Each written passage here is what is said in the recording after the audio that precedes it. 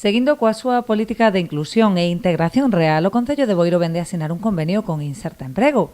O acordo, suscrito esta mañá entre o alcalde e a secretaria xeral da Fundación 11, busca mellorar a empregabilidade das persoas con discapacidade do municipio a través de programas de formación e orientación, así como un servizo de mediación entre o tecido asociativo e as empresas para a adaptación dos postos de traballo. En este convenio hemos plasmado todas las líneas relacionadas con todo eso, ¿no? Con la intermediación laboral, ¿no? El acompañamiento a empresarios y empresarias que quieran contratar a personas con discapacidad, a las personas del municipio que quieran trabajar también en colaboración con el ayuntamiento. Estaremos aquí, como ya hemos venido haciendo, unos días para analizar con ellos qué perfil para trabajar tienen y si precisan una formación también lo vamos a hacer, ¿no? Vamos a gestionar formación específica para las personas del municipio si vemos que hay posibilidad, ¿no? Y también con las empresas, ¿no? Queremos que las empresas del concello también, si quieren contratar talento de personas, ya ni diversos ni nada, sino personas involucradas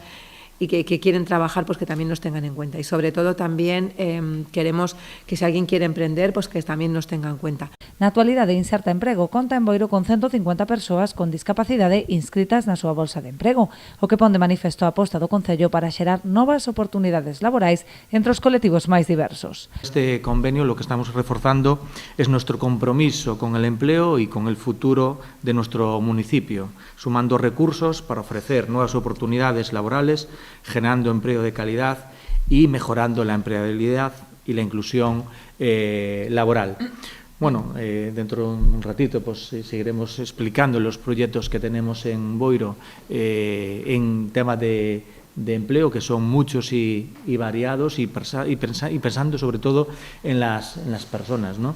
Nada, yo creo que esto va a ser el inicio de una gran amistad y colaboración entre el Ayuntamiento de Boiro y la Fundación 11 y creo que, bueno, ya va a ser es un éxito ya con esta firma de este convenio y creo que va a salir buenas cosas de este convenio. O convenio, que conta con financiamento da Unión Europea, establece ademais a creación dunha comisión de seguimento para avaliar as distintas accións conxuntas que se porán en marcha, así como os resultados reais de inserción dos participantes.